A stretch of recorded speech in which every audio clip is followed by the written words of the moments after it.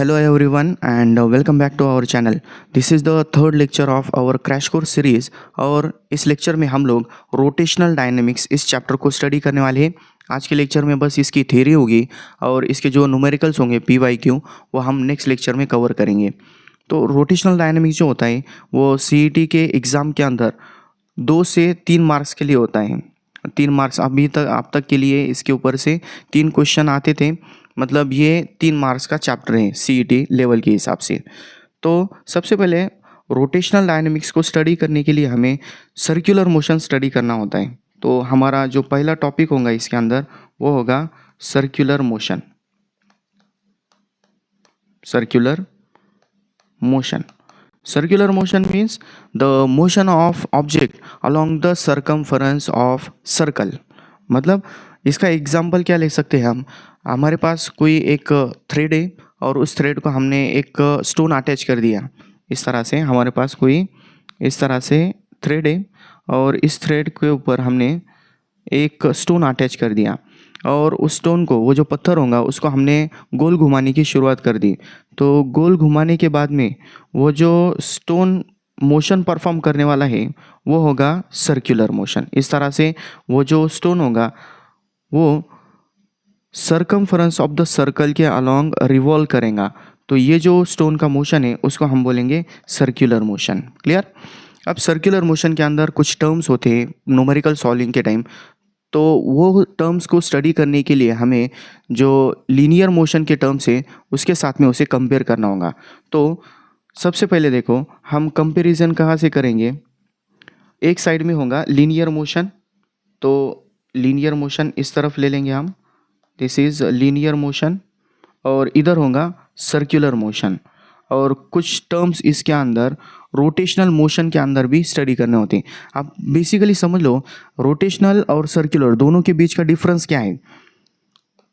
अगर हम कोई फ़ैन कंसीडर करेंगे, फ़ैन का मोशन कंसीडर करेंगे, तो फ़ैन के एक जो ब्लेड होगा उसका, फ़ैन का जो ब्लेड होगा उसका जो पाता होता है उसके एंड पॉइंट के ऊपर इस तरह से अगर मैं कोई डॉट बना दूँ तो वो डॉट फैन ऑन होने के बाद में जो मोशन परफॉर्म करेगा वो सर्कुलर मोशन होगा, और पूरा फैन जो मोशन परफॉर्म कर रहा है वो होगा रोटेशनल मोशन। रोटेशनल मोशन के अंदर जितने भी बॉडी के जितने भी पार्टिकल्स है वो सर्कुलर मोशन परफॉर्म करते हैं, और सर्कुलर मोशन के अंदर बस एक ऑब्जेक्ट सर्कुलर मोशन के अंदर परफॉर्म करेगा, जो सर्कमफ्रेंस होगा उसके अलॉन्ग वो उसका मोशन परफॉर्म करेगा। तो लीनियर और सर्कुलर के अंदर कौन कौन से टर्म्स होते हैं। सबसे पहले देखो इसके अंदर लीनियर मोशन के अंदर पहली टर्म होती है displacement. The first term is displacement. Displacement displacement is the shortest distance between 2 points. जो 2 पॉइंट होंगे, दो पॉइंट्स के बीच में का शॉर्टेस्ट डिस्टेंस मतलब क्या होगा, displacement. For example if you consider that this particle, यहाँ पर जो हमने पार्टिकल या ऑब्जेक्ट कंसीडर किया था, एक बार मैं फिर से ड्रॉ कर लेता हूँ। यहाँ पर सेंटर से कुछ डिस्टेंस के ऊपर इस तरह से हमने एक ऑब्जेक्ट कंसीडर किया था, this is a position of the object, और कुछ टाइम के बाद में वो सर्कुलर मोशन परफॉर्म करने के साथ में यहाँ पर उसकी जो पोजीशन है वो चेंज हो गई है। इस तरह से उसकी सेकंड पोजीशन यहाँ पर आ गई, दिस इज़ बी पोजीशन। तो पार्टिकल शॉर्टेज डिस्टेंस कितना कवर करेगा, ए और बी पोजीशन के बीच में का जो एक स्ट्रेट लाइन होगी, this straight line will be the displacement. ठीक है, इसके डायरेक्शन भी होती है फ्रॉम ए टू बी। अब सर्कुलर मोशन के अंदर कौन सी टर्म होती है, सर्कुलर मोशन के अंदर इसके रिप्लेसमेंट में इसके एनालॉगस टर्म होती है, that is angular displacement. Angular displacement, this angular displacement is nothing but the angle covered by the particle। Simple जो इसकी डेफिनेशन वगैरह होती है उसकी तरफ नहीं जाना है, हमें बस CET के लिए समझना है क्या होता है। फॉर एग्जांपल यहाँ पर हमने पार्टिकल की ए पोजीशन ली थी, अब ए पोजीशन से वो बी की तरफ चला गया, तो ये एक उसकी रेडियस वेक्टर हो गई। रेडियस वेक्टर मतलब क्या, सेंटर से पार्टिकल की पोजीशन दिखाने के लिए जो एक वेक्टर ड्रॉ करने वाले हम, that will be radius vector. So यहाँ पर रेडियस वेक्टर ने ए पोजीशन के ऊपर ये लाइन ड्रॉ की थी और बी पोजीशन के लिए ये, तो इन दोनों के बीच में यहाँ पर जो एंगल फॉर्म होने वाला है, this angle is known as angular displacement. ठीक है, तो ये जो एंगुलर डिस्प्लेसमेंट होता है इसके वेरियस फॉर्मूलेज हैं। उसके अंदर पहला फॉर्मूला आता है theta is equals to S upon R. S means arc length, यहाँ पर डिस्प्लेसमेंट के लिए लिया था, बट ये होगा यहाँ पर arc length A B upon R. So इसके ऊपर से जो लीनियर डिस्प्लेसमेंट और एंगुलर डिस्प्लेसमेंट का रिलेशन निकलता है वो है S equals to R theta. Clear? आर उसके अंदर एक्स्ट्रा टर्म आ जाएंगी। उसके बाद में अगर पार्टिकल एक रोटेशन कंप्लीट कर लेता है, एक रिवॉल्यूशन कंप्लीट कर लेता है इस तरह से, तो वो यहाँ पर एक एंगल बनाएगा और वो एंगल होगा थीटा इज इक्वस टू कितना होगा वो 2 पाई रेडियन और 360 डिग्री एक रिवॉल्यूशन के लिए। फॉर 1 रिवॉल्यूशन, एक रिवॉल्यूशन में वो कितना एंगल बनाएगा 2 पाई। तो इस तरह से n रिवॉल्यूशन के अंदर कितना बनाएगा फॉर n रिवॉल्यूशंस, n मतलब कोई नंबर है, फॉर एग्जांपल 2 3 4 5, इस तरह से जो रिवॉल्यूशंस परफॉर्म करेगा उस समय वो कितना एंगुलर डिस्प्लेसमेंट बनाएगा, वो उसके लिए जनरल फॉर्मूला होता है theta is equals to 2 pi n। एक यहाँ पर हमने कैपिटल N लिया है, वो नंबर ऑफ रिवॉल्यूशंस के लिए है। उसके बाद में हम एक स्मॉल n यूज़ करने वाले हैं, वो फ्रीक्वेंसी के लिए होगा। Clear? Then the second term which is involve in the circular motion और first we will study in the linear motion is velocity. Second term क्या होती है? वेलोसिटी, और this is also known as linear motion होगा। सिर्फ magnitude consider करेंगे तो उसके अंदर वो स्पीड भी हो जाएगा। ठीक है, स्पीड या वेलोसिटी। तो वेलोसिटी क्या होता है? Velocity is the rate of change of displacement with respect to time, that is dx by dt या ds बाई dt, इस तरह से हम उसका फॉर्मूला लेते हैं। तो यहाँ पर सर्कुलर मोशन के अंदर एक टर्म होगी that is angular velocity. This angular velocity is denoted by symbol omega, and this omega is nothing but d theta upon dt, that is the rate of change of angular displacement with respect to time।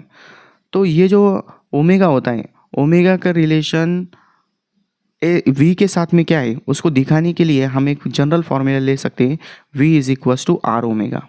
v is equals to क्या होगा? R omega. ये देखो इसके अंदर analogy क्या समझ में आ रही है? s is equals to R theta, linear circular, बीच में क्या आ रहा है? बस रेडियस आ रही है। ठीक है, तो ये जो ओमेगा होता है, ओमेगा के लिए और भी डिफरेंट फॉर्मूलेज हैं। उसके अंदर एक फॉर्मूला आता है omega is equals to 2 pi upon T, और दूसरा फॉर्मूला होता है 2 pi n। t is the time period of revolution. एक रिवॉल्यूशन कंप्लीट करने के लिए, फॉर एग्जांपल a से स्टार्ट किया है, फिर से a के तरफ आने के लिए जो टाइम लगने वाला है दैट इज़ टाइम पीरियड। और एक सेकंड के अंदर या एक पर्टिकुलर टाइम इंटरवल के अंदर वो कितने रिवॉल्यूशंस परफॉर्म कर रहा है, number of revolutions per unit time is known as frequency. Clear? Then और नेक्स्ट पॉइंट और next term is number 3, that is acceleration। Linear के अंदर होती है acceleration is denoted by a, and this a is nothing but dv by dt, rate of change of velocity with respect to time। तो जो circular motion होगा, circular motion के अंदर एक टर्म होगी number 3 angular acceleration. This angular acceleration is denoted by alpha। Alpha इस symbol से वो डिनोट किया जाता है, और वो होगा d omega by D T. मतलब इसके अंदर जो डेफिनेशन, इसको कैसे हम डिफाइन कर सकते हैं? The rate of change of angular velocity with respect to time is known as angular acceleration. फिर से लीनियर के साथ में इसका रिलेशन दिखाना होगा तो हम फॉर्मूला क्या लेंगे? a is equals to R alpha. ठीक है, जैसा हमने प्रीवियस केसेस में देखे थे वैसा ही इसका होगा। तो ये जो एंगुलर एक्सेलरेशन होता है, एंगुलर एक्सेलरेशन हो गया, एंगुलर वेलोसिटी हो गई, उसकी डायरेक्शन के लिए राइट हैंड थंब रूल लेना होता है। राइट हैंड थंब रूल के अकॉर्डिंग जो सेंस ऑफ रोटेशन है, जिस डायरेक्शन के अंदर ऑब्जेक्ट रिवॉल्व कर रहा है, रोटेट कर रहा है, उस डायरेक्शन के अंदर हमें फिंगर्स को ऐसा कर्ल करना होता है। कर्ल मतलब कैसा? जैसे हम मुट्ठी बंद करते हैं उस तरह से और जो जिस एक्सिस के अलॉन्ग वो रोटेट करने वाला है, फॉर एग्जांपल फैन है, फैन का एग्जांपल करते वक्त हम क्या कर सकते हैं, जो पाइप होगा उसका सेंट्रल पाइप के अलॉन्ग हमारा थंब होगा और जो जिस डायरेक्शन के अंदर वो रिवॉल्व कर रहा होगा उस डायरेक्शन के अंदर हमें फिंगर्स को कर्ल करना है, इस तरह से घुमा लेना है। तो घुमा लेने के बाद में जो फैन के डायरेक्शन में था, फैन के डायरेक्शन में फिंगर्स कर्ल हो चुके हैं, उसके अंदर अगर हम देखेंगे तो थंब जो होगा, थंब एक तो ऊपर की तरफ होगा या नीचे की तरफ होगा। तो जो थंब की डायरेक्शन होगी that is the direction of angular velocity. अगर एक्सेलरेशन इंक्रीज हो रहा होगा तो उसी डायरेक्शन के अंदर एंगुलर एक्सेलरेशन होगा, और अगर डिक्रीज हो रहा होगा तो उस केस के अंदर वो अपोजिट डायरेक्शन के अंदर होगा। ठीक है, फॉर एग्जांपल इस तरह से मैंने यहाँ पर एक मोशन कंसीडर कर लिया, सर्कुलर मोशन है। सर्कुलर मोशन के अंदर इस तरह से वो जो ऑब्जेक्ट है वो एंटी क्लॉकवाइज डायरेक्शन के अंदर घूम रहा है। ओके, तो एंटी क्लॉकवाइज डायरेक्शन के अंदर अगर हम इसे कंसीडर करेंगे तो जो हमारा थंब होगा वो थंब ऊपर की तरफ होगा। तो ऊपर की तरफ यहाँ पर डायरेक्शन होगी ओमेगा बार की, और अगर इसका स्पीड इंक्रीज हो रहा होगा तो उसकी डायरेक्शन सेम, अल्फ़ा की डायरेक्शन सेम होगी, बट अगर स्पीड डिक्रीज हो रहा होगा तो इसमें अल्फ़ा की डायरेक्शन अपोजिट हो जाएंगी। इसके अंदर जो यूनिट्स है एंगुलर वेलोसिटी को डिनोट करने के लिए और रिप्रेजेंट करने के लिए एक यूनिट होता है रेडियन पर सेकेंड, और इसके अंदर एंगुलर एक्सेलरेशन के लिए यूनिट होता है रेडियन पर सेकेंड स्क्वायर। ठीक है, उसके बाद में और भी सारी टर्म्स होती है, फॉर एग्जांपल मास है, काइनेटिक एनर्जी है, टॉर्क है, फोर्स है। इन सभी के रिप्लेसमेंट में कोई ना कोई टर्म होती है सर्कुलर मोशन के अंदर, तो उन सभी टर्म्स को हम आगे जाके स्टडी करेंगे। देन इसके बाद में हम जो फोर्स है इसके अंदर, सर्कुलर मोशन के अंदर कौन कौन से फोर्सेस रिक्वायर्ड होते हैं उन फोर्सेस को स्टडी करेंगे। तो उसको समझने के लिए सबसे पहले हमें देखना होगा uniform circular motion. Circular motion के बेसिकली दो टाइप्स होते हैं। तो उसके अंदर पहला टाइप होता है uniform circular motion, uniform circular motion, इसे सिंपली हम यूसीएम भी बोलते हैं, UCM. The motion of object along the circumference of circle with constant speed, with constant speed, constant speed, constant speed अगर होगा तो उस केस के अंदर जो मोशन होगा ऑब्जेक्ट का सर्कल के अलॉन्ग उसे हम बोलेंगे यूनिफॉर्म सर्कुलर मोशन। अब इसके अंदर क्या करना है, बस ऑब्जेक्ट को सर्कुलर मोशन के अंदर रखना है। सर्कुलर मोशन के अंदर रखने के लिए एक एक्सेलरेशन की रिक्वायरमेंट होती है, और वो एक्सेलरेशन होता है सेंट्रीपिटल, और this is also known as radial acceleration. और साथ ही में उसके एनालॉगस और उसकी वजह से, इस एक्सेलरेशन की वजह से जो फोर्स प्रोड्यूस होगा वो होगा सेंट्रीपिटल फोर्स। क्लियर। अब ये जो सेंट्रीपिटल एक्सेलरेशन है वो क्या काम करेगा, इस तरह से फॉर एग्जांपल सर्कुलर मोशन कोई ऑब्जेक्ट परफॉर्म कर रहा है तो उस परफॉर्मेंस के लिए ऑब्जेक्ट को क्या करना है, अगर हम देखेंगे तो इस पॉइंट के ऊपर डायरेक्शन ऑफ वेलोसिटी कैसी है, इससे टेंजेंट है। उसके बाद में इस पॉइंट के ऊपर डायरेक्शन ऑफ वेलोसिटी क्या है, वो भी टेंजेंट है। हर पॉइंट के ऊपर डायरेक्शन ऑफ वेलोसिटी चेंज होने वाली है। तो ये जो चेंज इन वेलोसिटी है उसकी वजह से जो एक्सेलरेशन प्रोड्यूस हो रहा है वो कौन सा है, यहाँ पर सेंट्रीपिटल और रेडियल एक्सेलरेशन है। तो रेडियल एक्सेलरेशन क्या करता है, इस ऑब्जेक्ट को सेंटर की तरफ खींच कर रखता है। इस तरह से वो सेंटर की तरफ खींच कर रखेगा। उस खींचने के लिए जो फोर्स रिक्वायर्ड है दैट इज सेंट्रीपिटल फोर्स। तो जो फोर्स along the radius होगा और towards the center of circle होगा that force is known as centripetal force, और यहाँ पर जो acceleration होगा वो होगा radial acceleration। ठीक है, तो ये जो रेडियल एक्सेलरेशन होता है उसके लिए हम 3 फॉर्मूलेज लेते हैं, और साथ ही में उसके ऊपर से सेंट्रीपिटल फोर्स के भी 3 फॉर्मूला आ जाएंगे। रेडियल एक्सेलरेशन के लिए पहला फॉर्मूला होता है A R is equals to, पहला फॉर्मूला होगा वी स्क्वायर अपॉन आर, एक फॉर्मूला और होगा वी ओमेगा, और तीसरा होगा आर ओमेगा स्क्वायर। ठीक है, सिचुएशन के अकॉर्डिंग हमें इसमें से फॉर्मूलेज चूज़ करना होगी। देन सेंट्रीपिटल फोर्स जो होगा उसके बाद में जो टर्म है वो है सेंट्रीपिटल फोर्स। सेंट्रीपिटल फोर्स के लिए ज़्यादा कुछ नहीं करना, बस इसके आगे m सिंबल यूज़ करना है। So centripetal force F is equals to क्या आ जाएगा, M V square upon R is equals to M R omega square और एक फॉर्मूला होगा एम वी ओमेगा। ठीक है, इस तरह से इसके 3 फॉर्मूलेज आ गए। तो ये जो सेंट्रीपिटल फोर्स है ये टुवर्ड्स द सेंटर है। और दूसरी तरफ एक एग्जांपल लेंगे। फॉर एग्जांपल हम किसी बस के अंदर बैठे हैं और बस ने इस तरह से सडन लेफ्ट टर्न ले ली, तो लेफ्ट टर्न लेने के बाद में राइट साइड के अंदर हमें एक फोर्स एक्सपीरियंस होगा। वो जो होता है वो स्यूडो फोर्स होता है और that is known as centrifugal force. उसका मैग्नीट्यूड भी इतना होता है। वो कुछ फार्मूला वाइज अगर देखा जाए तो दोनों के फॉर्मूलेज इक्वल है, तो उसे कुछ सेपरेट फार्मूलेज की रिक्वायरमेंट नहीं है। ठीक है, उसके बाद में अब दूसरा जो पार्ट होता है वो होता है non uniform circular motion, non UCM. उसे हम बोलेंगे non uniform circular motion, UCM.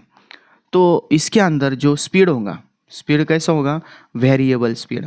Variable speed मतलब इसके अंदर 2 एक्सेलरेशन की रिक्वायरमेंट है। एक उसे सर्कुलर मोशन के अंदर रखेगा और दूसरा उसे स्पीड प्रोवाइड, उसका स्पीड इंक्रीज करेगा। मतलब यहाँ पर जो 2 एक्सेलरेशंस होंगे उसके अंदर पहला होगा A R, that is radial acceleration. ये क्या काम करेगा?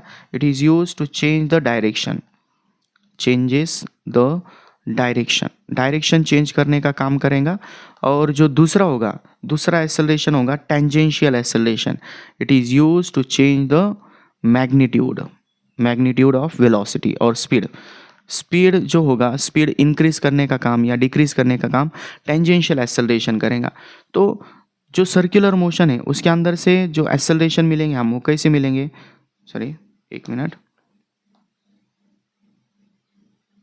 ठीक है, तो इसके अंदर हम 2 एक्सेलरेशन देख रहे हैं। पहला, उसे सर्कुलर मोशन में रखने के लिए वो होगा सेंट्रीपिटल एक्सेलरेशन और radial acceleration. It is directed towards the centre, ये हो गया हमारा ए आर। और इसका स्पीड चेंज करने के लिए दूसरा होगा टेंजेंशियल, टेंजेंशियल। दोनों के बीच में यहाँ पर 90 डिग्री एंगल होगा और इसकी वजह से जो नेट एक्सेलरेशन होगा, that net acceleration is given bye, net acceleration is given by the parallelogram law of vectorization. So वहाँ पर हम सिंपल फॉर्मूला यूज़ करेंगे, v is equals to square root of A T square plus A R square. Tangential और radial का square करके addition करनी है। उसके बाद में इन दोनों के बीच में अगर कोई एंगल फॉर्म हो रहा होगा तो एंगल के लिए हम फॉर्मूला यूज़ करेंगे tan theta is equals to A T upon A R, A T upon A R. इस तरह से जो 2 टाइप के एक्सेलरेशंस है उनकी वजह से यहाँ पर टोटल जो रिक्वायर्ड एक्सेलरेशन है, सॉरी यहाँ पर वेलोसिटी ले लिया मैंने, यहाँ पर एक्सेलरेशन है। इस तरह से नेट एक्सेलरेशन हमें ये मिलेगा। क्लियर? देन उसके बाद में हम इसके एप्लीकेशंस देखेंगे। Applications of UCM, applications of UCM। UCM के क्या क्या एप्लीकेशंस हैं? तो बेसिकली जो पहला एप्लीकेशन होता है उसके अंदर वो होता है vehicle on straight horizontal road, sorry vehicle on horizontal curve road, horizontal curve road. एक कर्व पाथ है, फॉर एग्जांपल कोई टर्न आ गया तो टर्न के समय जो उसका मैक्सिमम स्पीड होगा, वो किस किस के ऊपर डिपेंड करेगा। तो उसे समझने के लिए जो बेसिक उसकी डायग्राम होती है उसे हम सिंपली ड्रॉ कर लेते हैं। इस तरह से कोई सर्कुलर टर्न है और उस टर्न के ऊपर जो रेडियस है वो रेडियस आर हम ले लेंगे। तो जो व्हीकल है, व्हीकल के ऊपर कौन कौन से फोर्सेस एक्ट करने वाले हैं? सबसे पहले नीचे की तरफ होगा ग्रेविटेशनल फोर्स mg, ऊपर की तरफ होगा नॉर्मल रिएक्शन, और इन टायर्स और रोड के बीच में जो फोर्स होगा वो होगा फ्रिक्शनल फोर्स Fs। सो Fs और frictional force will provide the necessary centripetal force for this circular turn. तो इसके ऊपर से हम जो फॉर्मूला लेते हैं इसका वो होगा mu mg, that is a frictional force must be greater than or equals to mv square upon r। ये उसकी कंडीशन हो गई। और इसके ऊपर से जो सेफ स्पीड मिलेगा और जो मिनिमम स्पीड हमें मिलेगा, मिनिमम नहीं मैक्सिमम, इस केस के अंदर ये मैक्सिमम स्पीड होगा। This maximum speed will be less than और equals to square root of mu rg. Mu is the coefficient of friction, r is the radius of this circular path and g is the acceleration due to gravity. इसके बाद में अगर हमें speed increase करना होगा तो उसके लिए हमें रोड जो है वो बैंक करना होगा, ठीक है। तो जो सेकंड एप्लीकेशन है उसका वो है banking of road, banking of road, banking of road.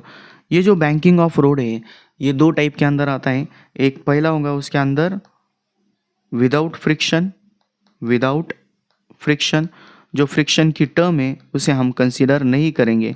Without friction के समय जो उसका फॉर्मूला होगा that formula is given by V max is equals to square root of R G tan theta, R G tan theta.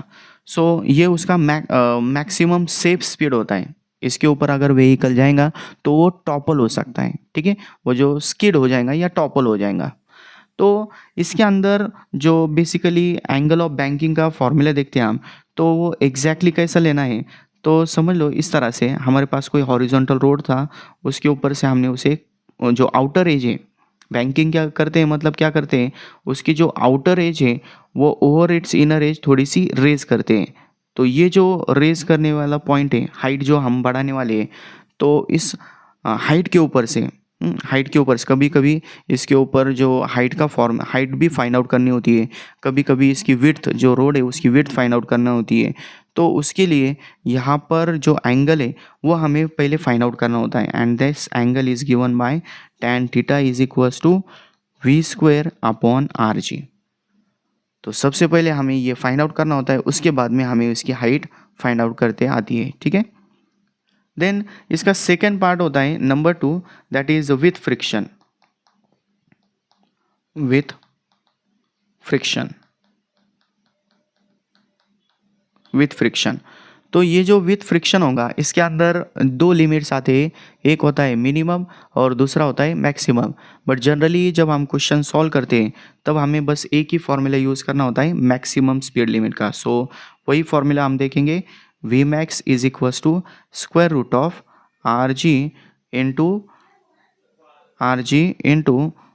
One plus R G into mu S plus tan theta, mu S plus tan theta upon 1 minus mu S tan theta, 1 minus mu S tan theta, ठीक है। ये उसका general formula होगा। Just 1 minute. ये maximum speed के लिए हम ये फॉर्मूला यूज कर सकते हैं,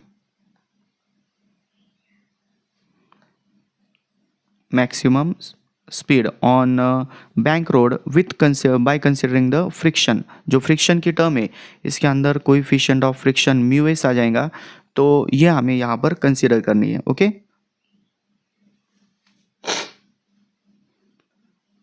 then our next point is well of death. इसका थर्ड एप्लीकेशन होता है, third application is well of death, well of death, मौत का कुआं। तो इसके अंदर सिंपल एक वर्टिकल सिलेंडर होगा इस तरह से, वर्टिकल सिलेंडर, और इस वर्टिकल सिलेंडर के ऊपर जो बाइकर होगा या व्हीकल होगी वो व्हीकल इस तरह से हॉरिजॉन्टल हो जाएंगी, हॉरिजॉन्टल इधर हो गई तो उसका नॉर्मल रिएक्शन भी इधर होगा। बाकी के एक्ट होने वाले फोर्सेस कौन कौन से हैं, एक होगा नीचे की तरफ mg और ऊपर की तरफ होगा फ्रिक्शनल फोर्स fs। तो ये फ्रिक्शनल फोर्स ग्रेविटेशनल फोर्स को बैलेंस करेगा और normal reaction necessary centripetal force provide करेगा। उसके ऊपर से जो इसका मिनिमम स्पीड, यहाँ पर मैक्सिमम नहीं मिनिमम आ जाएगा, मिनिमम स्पीड जो होगी वेल ऑफ डेथ के अंदर that must be equals to square root of R G upon mu S. क्या फॉर्मूला होगा, R G upon mu S. इसके लिए यहाँ पर frictional force must be greater than gravitational force होना चाहिए। उसके ऊपर से अगर हम देखेंगे तो एग्जैक्ट फॉर्म जो है उसका v minimum must be greater than और इक्वल्स टू, यहाँ पर क्या आना चाहिए इस तरह से, इक्वल टू की जगह पर मेन जो है वो आना चाहिए मस्ट बी ग्रेटर देन और इक्वल्स टू, ये टर्म से वो ग्रेटर होना चाहिए। ओके, देन इसके बाद में एक और एप्लीकेशन है, उस एप्लीकेशन के अंदर कोनिकल पेंडुलम आता है। कोनिकल पेंडुलम का बस हम फॉर्मूला देखेंगे, नंबर 4 इसको बोलेंगे हम कोनिकल पेंडुलम।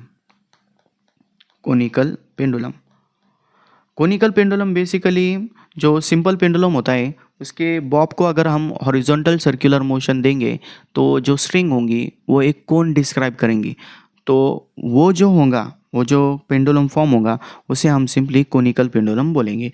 तो कोनिकल पेंडुलम का जो टाइम पीरियड होता है that is given by 2 pi root of L cos theta upon G, L cos theta upon G, where L is the length of pendulum, theta is the angle made by the pendulum with the vertical. For example इस तरह से हम pendulum का circular motion consider करेंगे, pendulum का circular motion इस तरह से कंसीडर करेंगे तो ये हो गया उसका वर्टिकल, सेंटर से वर्टिकल आ गया, और इस यहाँ पर वो पेंडुलम होगा। तो ये जो पेंडुलम है, पेंडुलम की स्ट्रिंग ने वर्टिकल से जो एंगल बनाया हुआ है दिस एंगल इज थीटा, इसके अपोजिट साइड जो होंगी this opposite side will be radius, ठीक है। और ये हो गया L, length of the pendulum.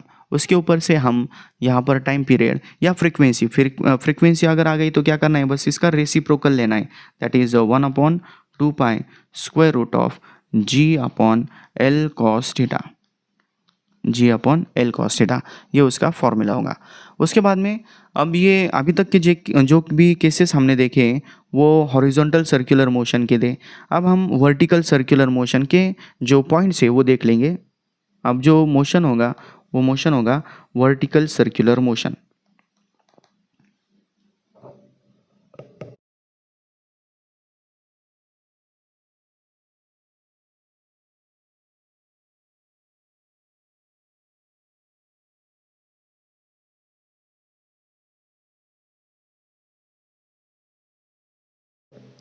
Vertical circular motion, अब ये जो वर्टिकल सर्कुलर मोशन है इसके अंदर एक एग्जांपल जो हमने पहले कंसिडर किया था, जो एक स्टोन हमने लिए है, stone is attach to a string and it is whirled in vertical circular motion, उसे हम वर्टिकली फिराएं, घुमाने वाले बस।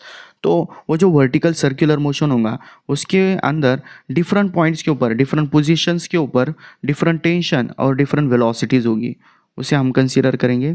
इस तरह से मैं एक वर्टिकल सर्कल बना लेता हूँ, ठीक है।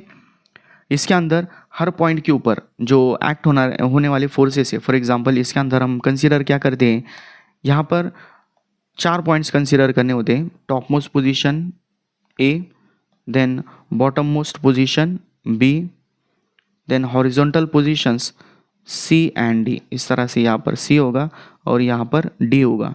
हर पॉइंट के ऊपर जो टेंशन है, tension in the string that is acting towards the centre of the circle, यहाँ पर जो सेंटर होगा सेंटर की तरफ जो टेंशन है वो एक्ट करने वाला है, दिस इज टी बी। उसके बाद में ये हो जाएगा यहाँ पर टी डी, देन यहाँ पर नीचे की तरफ हो जाएगा सेंटर की तरफ दैट इज टी ए, और लास्ट में ये हो जाएगा टी सी। हर टेंशन सेंटर की तरफ है। उसके बाद में जो ग्रेविटेशनल फोर्स होगा वो नीचे की तरफ वर्टिकली डाउनवर्ड डायरेक्शन के ऊपर डायरेक्शन में होगा, एम जी, यहाँ पर भी आ जाएगा एम जी। उसके बाद में इसी लाइन के अलॉन्ग सेंटर की तरफ नीचे डाउनवर्ड डायरेक्शन के अंदर एम जी, और यहाँ पर नीचे की तरफ फिर से आ जाएगा एम जी, ठीक है। तो हर पॉइंट के ऊपर ग्रेविटेशनल फोर्स नीचे की तरफ है। इसके ऊपर से हम जो चार पॉइंट्स हमने कंसीडर किए, हर पॉइंट के ऊपर जो वेलोसिटी वो फाइंड आउट करते हैं, और फाइंड आउट करने के बाद में वो हमें मिलती है इस पॉइंट के ऊपर होगी V A is equals to square root of R G. उसके बाद में यहाँ नीचे की तरफ डी पॉइंट के पास, डी या सी के point V is equals to V C या वी डी होगा स्क्वायर रूट ऑफ 3 RG, और लास्ट में यहाँ पर बेस के ऊपर होगा, बेस में यहाँ पर बॉटम मोस्ट पोजीशन के ऊपर V B is equals to square root of 5 RG, ठीक है। इस तरह से 4 पॉइंट्स के ऊपर हम वेलोसिटीज़ फाइंड आउट कर दिए। अब ये वेलोसिटी फाइंड आउट करने के बाद में टेंशन कोई भी पॉइंट के ऊपर अगर हमें फाइंड आउट करना है तो सिंपल हम क्या करेंगे, इक्वेशन लेंगे। इक्वेशन कैसी होगी देखो, यहाँ पर पहले ए पोजीशन हम कंसीडर करेंगे। यहाँ की केस, यहाँ क्या हो रहा है, दोनों भी टेंशन और ग्रेविटेशनल फोर्स नीचे की तरफ सेंटर की तरफ है, और सेंटर की तरफ दोनों मिलकर सेंट्रीपिटल फोर्स प्रोवाइड करेंगे। तो इसकी जो इक्वेशन होगी वो क्या लिख सकते हैं हम, T A plus M G is equals to M V A square upon R. Clear. यहाँ पर जो दोनों मिलकर, दोनों फोर्सेस मिलकर टेंशन यहाँ पर सेंट्रीपिटल फोर्स प्रोवाइड कर रहे हैं, तो इसके ऊपर से जो टेंशन होगा, tension at point A will be equals to M V A square, जो वी ए की वैल्यू वो पुट करनी है, डिवाइडेड बाय आर माइनस क्या हो जाएगा, एम जी। ठीक है। उसके बाद में नेक्स्ट है, यहाँ पर अगर हम देखेंगे नीचे की तरफ बॉटम पोजीशन के ऊपर एम जी नीचे है, उसके बाद में टी ए ऊपर है, तो सॉरी टी बी ऊपर की तरफ है, टी बी से टी बी पॉजिटिव हो जाएगा, एम जी निगेटिव हो जाएगा। तो इक्वेशन कैसे लिख सकते हैं हम, second T B minus M G is equals to M V B square upon R. तो यहाँ पर टी बी कितना मिलेगा हमें, T B will be equals to M V B square upon R plus M G, ये उसका formula हो जाएगा। क्लियर।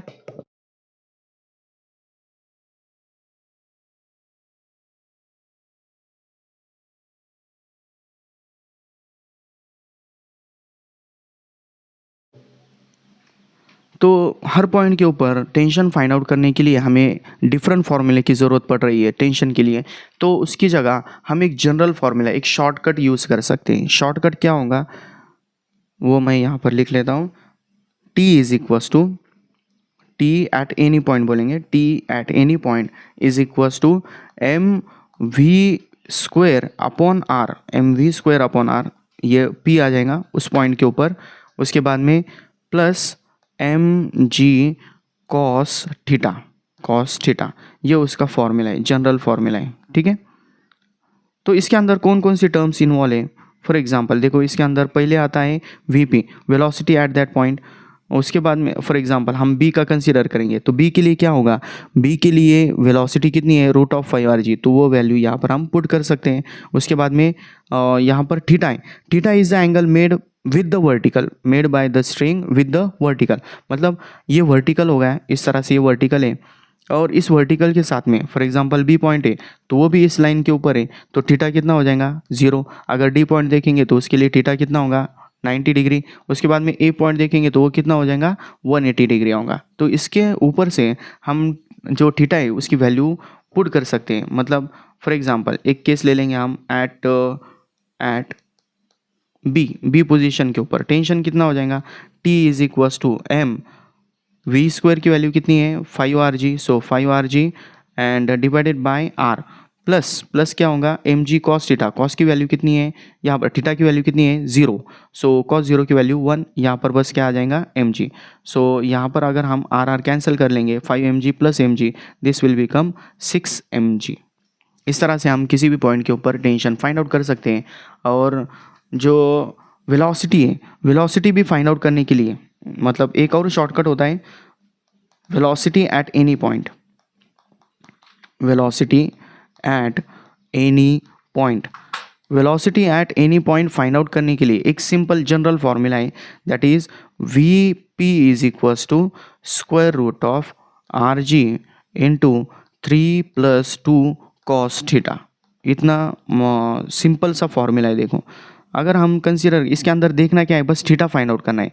अगर हम कंसीडर करेंगे कि यहाँ पर जो हमने डी पॉइंट लिया था, डी पॉइंट के लिए हमें फाइंड आउट करना है स्पीड, तो यहाँ पर दोनों के बीच में वर्टिकल हो गया, इसके बीच में एंगल कितना तैयार हो गया, 90 डिग्री।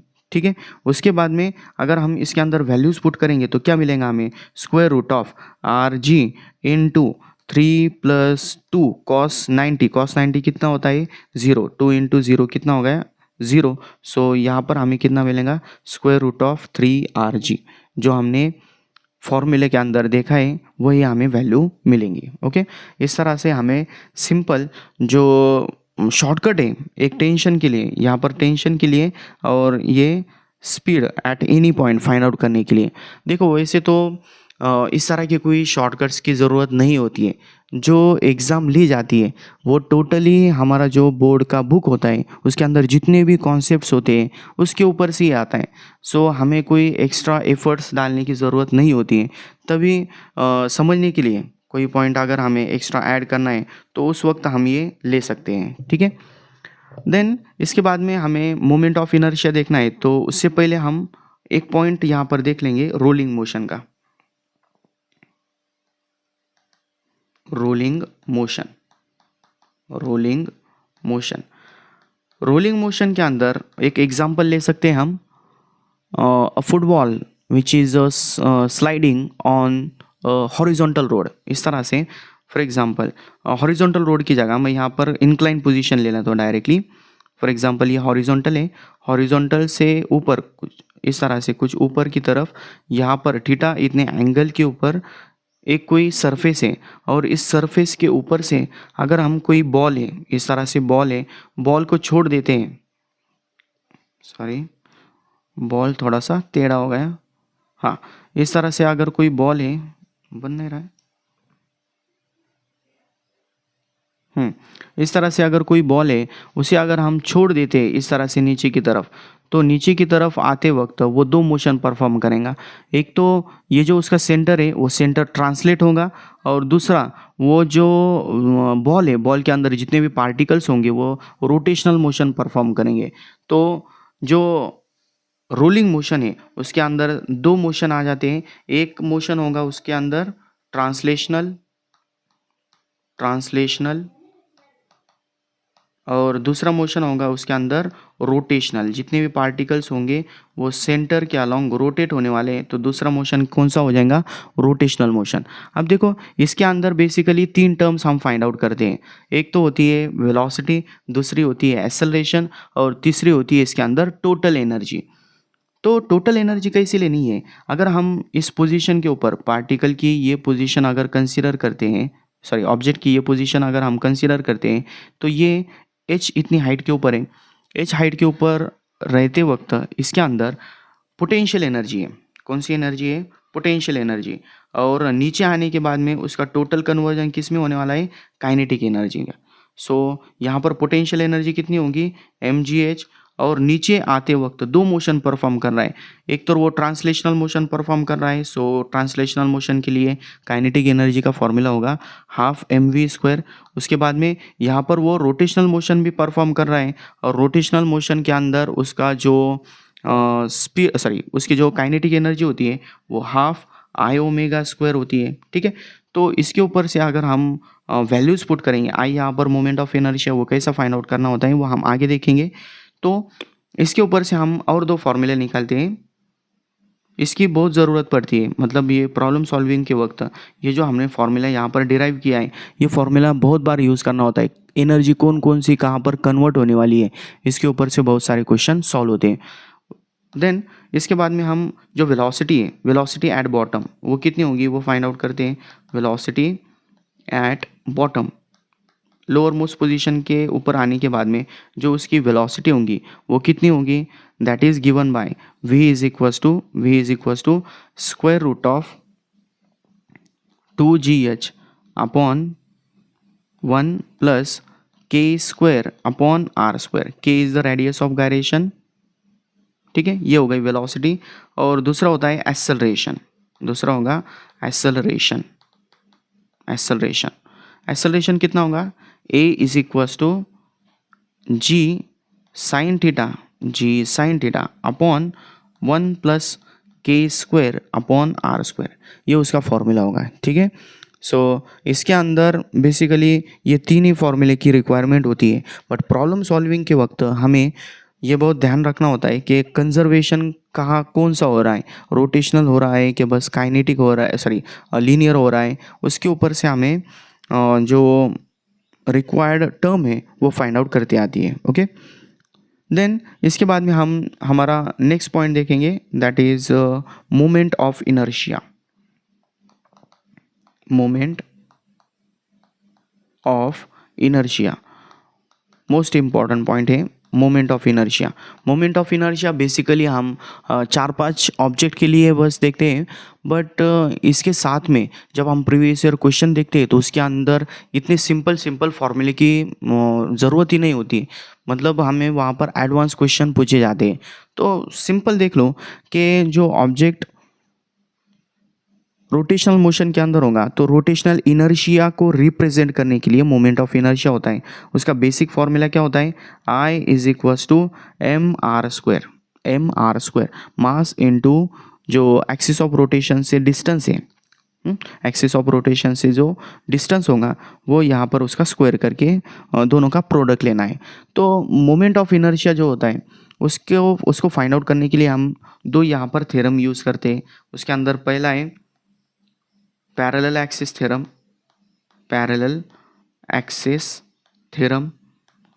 पैरेलल एक्सिस थ्योरम के अंदर फॉर एग्जांपल हमारे पास कोई एक नॉन रिजिड ऑब्जेक्ट है, ये उसका सेंटर ऑफ मास से पास होने वाला एक्सिस ऑफ रोटेशन है।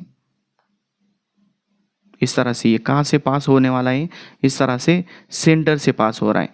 और दूसरा यहाँ पर कोई दूसरे पॉइंट के ऊपर से रैंडमली कोई पॉइंट है, उस पॉइंट के ऊपर से पास होने वाला एक्सिस ऑफ रोटेशन है। ये हो गया दोनों का भी एक्सिस ऑफ रोटेशन। तो इन दोनों के बीच में अगर h इतना डिस्टेंस है, दोनों के बीच में कितना डिस्टेंस है? h।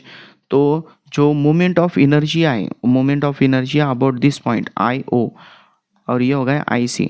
This moment of inertia about any object और about any axis is given by moment of inertia about a parallel axis which is passing through its center plus mh² product of its mass and square of the distance between two parallel axes।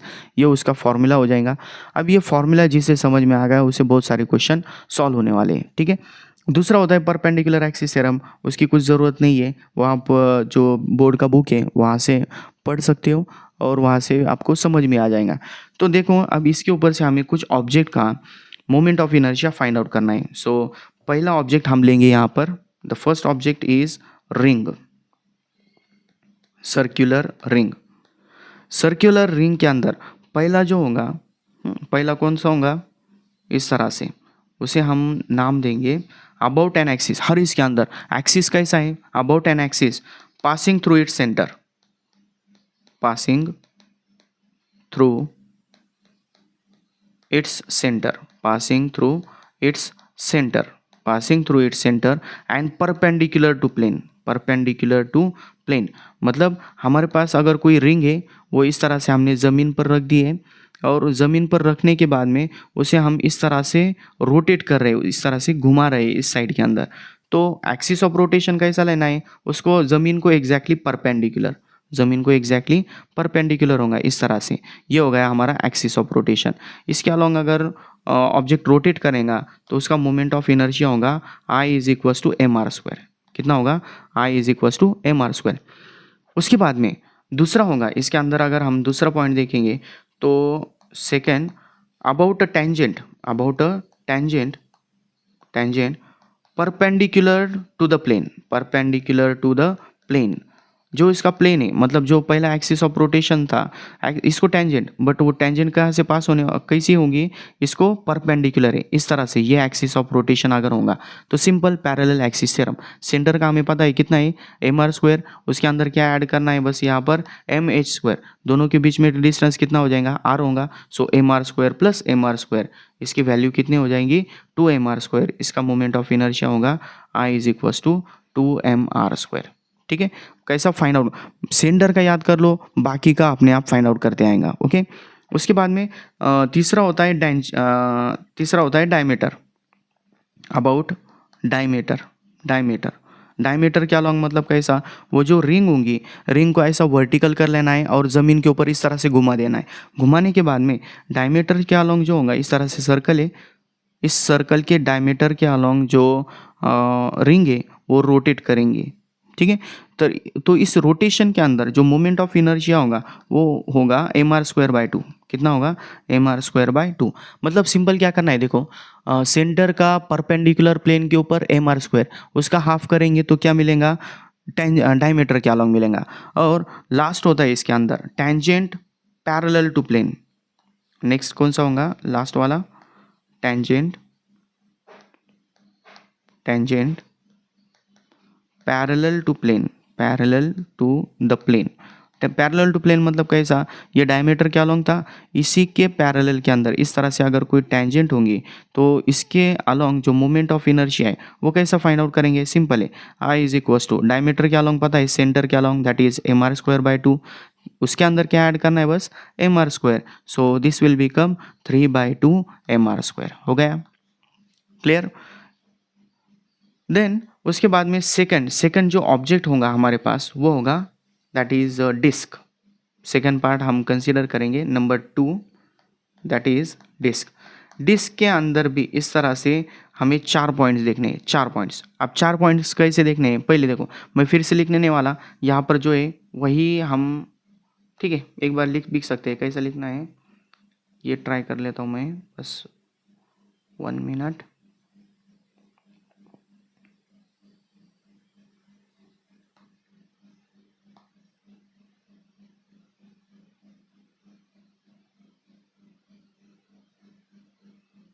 Okay,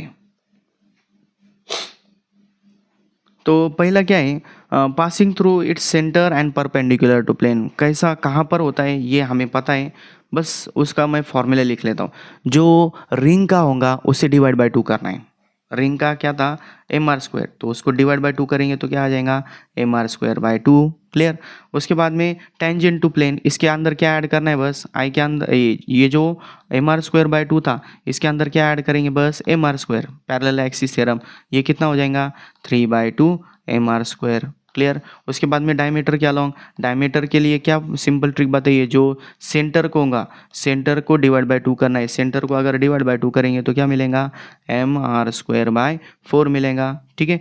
और इसके बाद में tangent parallel to plane, parallel to plane के लिए क्या करना है, ये जो डायमीटर क्या लॉन्ग ये उसके अंदर क्या ऐड करेंगे, बस M R square, so this will become 5/4 M R square, 5/4 M R square, ठीक है, क्लियर।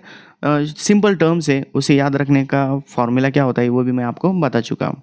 उसके बाद में नेक्स्ट हम देखेंगे, नेक्स्ट टर्म इज सिलेंडर। और उससे पहले सॉरी एक रॉड का ले लेते हैं। नेक्स्ट होगा रॉड, नंबर 3 इज रॉड। अब ये जो रॉड होगा, रॉड सिंपल कैसे, दो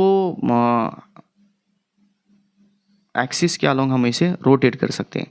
पहला एक्सिस होगा अबाउट इट्स सेंटर, इस तरह से सेंटर के अलोंग कोई रॉड है उसको हम सिंपल ऐसा perpendicular to its axis and passing through the centre, इस तरह से अगर कोई रॉड होगा अबाउट सेंटर, पहला क्या लेंगे हम, about centre, about centre, centre के अलोंग परपेंडिकुलर टू एक्सिस होगा तो फॉर्मूला क्या होगा, ml²/12, ml²/12।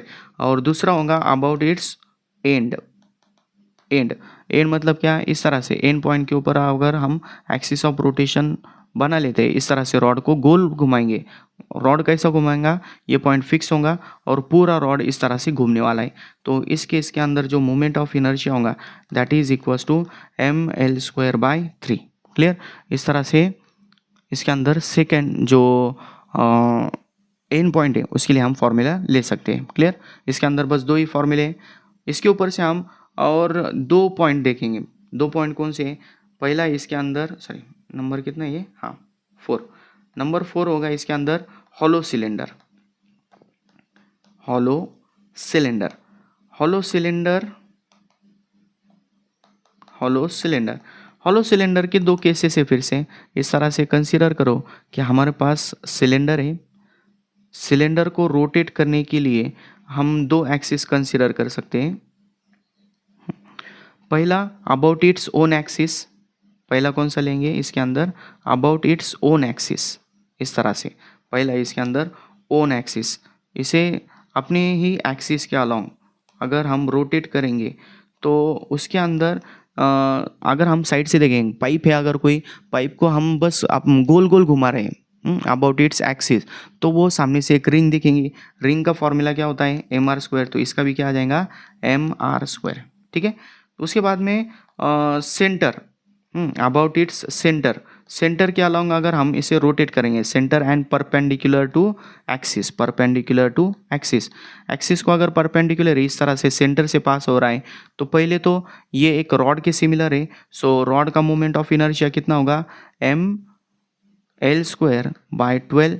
और इसके अंदर हमें क्या ऐड करना है, ये जो रिंग है, रिंग कैसे रोटेट करेंगे अब अभी, अबाउट इट्स डायमीटर, डायमीटर के लिए क्या करना होता है, जो उसके सेंटर का फॉर्मूला है उसे डिवाइड बाय 2 करना है, सो यहाँ पर आ जाएगा mr²/2। ठीक है, उसके बाद में about it's and, third number क्या होगा, एंड पॉइंट के ऊपर से अगर हम इसे रिवॉल्व करेंगे, इस तरह से रोटेट करेंगे, ये एंड पॉइंट होगा, इस एक्सिस के अलोंग अगर हम इसे रिवॉल्व करेंगे तो जो रॉड का फॉर्मूला है एंड के लिए कौन सा, ml²/3, वही फॉर्मूला यूज़ करेंगे। और उसके अंदर ये जो रिंग का फॉर्मूला है mr²/2 ये ऐड कर लेंगे। ठीक है, इस तरह से हॉलो सिलेंडर का होगा। उसके बाद में सॉलिड सिलेंडर के लिए क्या करना है, सॉलिड सिलेंडर के लिए मैं बस बता देता हूँ। सॉलिड सिलेंडर के अंदर ऑन एक्सिस होगा तो यहाँ पर वो डिस्क का जो फॉर्मूला है वो आ जाएगा, मतलब यहाँ पर क्या हो जाएगा, हाफ mr²।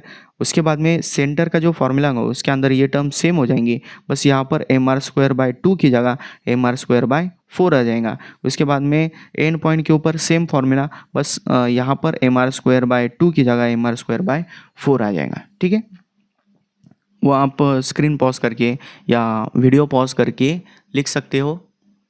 ठीक है, देन नेक्स्ट पॉइंट और नेक्स्ट ऑब्जेक्ट इज नंबर 4 है, शायद 4 या 5 होगा। 5 नंबर है सॉलिड स्फीयर।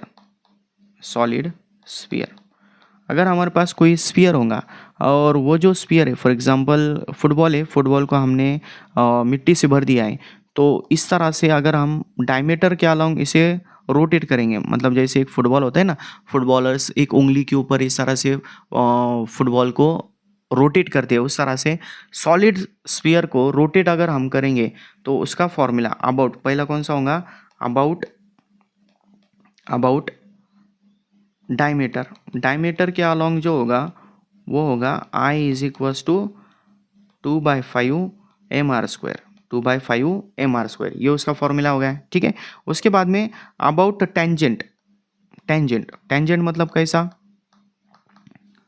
यहाँ पर इसके एक एंड पॉइंट के ऊपर इस तरह से अगर एक एक्सिस ऑफ रोटेशन होगा तो उसके लिए बस इसके अंदर ये जो 2/5 mr² है उसके अंदर mr² ऐड करेंगे according to parallel axis theorem, वो क्या हो जाएगा फिर 7/5 mr²। ओके, याद नहीं करना है, बस समझ लो, एक फॉर्मूला, रिंग हो गया, डिस्क हो गया, उसके बाद सिलेंडर से एक फॉर्मूला बस याद कर लो, उसके बाद में कैसा फाइंड आउट करना है उसे समझ कर लिखते जाओ। Okay, then 6 number is hollow sphere.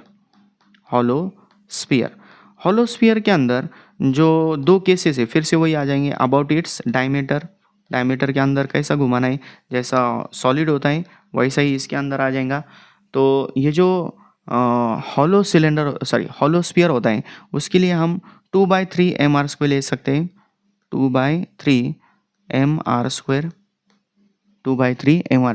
बस मुझे लग रहा है इसके अंदर मेरा कुछ कन्फ्यूजन हो रहा है, ये जो स्फीयर है, स्फीयर का आप बाद में चेक कर लो, हॉलो स्फीयर का 2/3 है या, ठीक है, अब बस लिख लो, बाद में बस एक क्रॉस चेक कर लो, यहाँ पर एक क्रॉस चेकिंग का पॉइंट मैं लगा लेता हूँ, आप बाद में चेक कर लो। ठीक है, उसके बाद में इसके टेंजेंट के अलोंग जो होगा इसके अंदर बस mr² ऐड करना है। mr² अगर ऐड करेंगे तो ये कितना आ जाएगा, 3 + 2 दैट इज 5/3 mr²। ठीक है, तो ये उसका टेंजेंट के अलोंग है। उसके बाद में बस एक लास्ट रेक्टेंगुलर लैमिना करेगा है, बस नंबर 7 रेक्टेंगुलर लैमिना।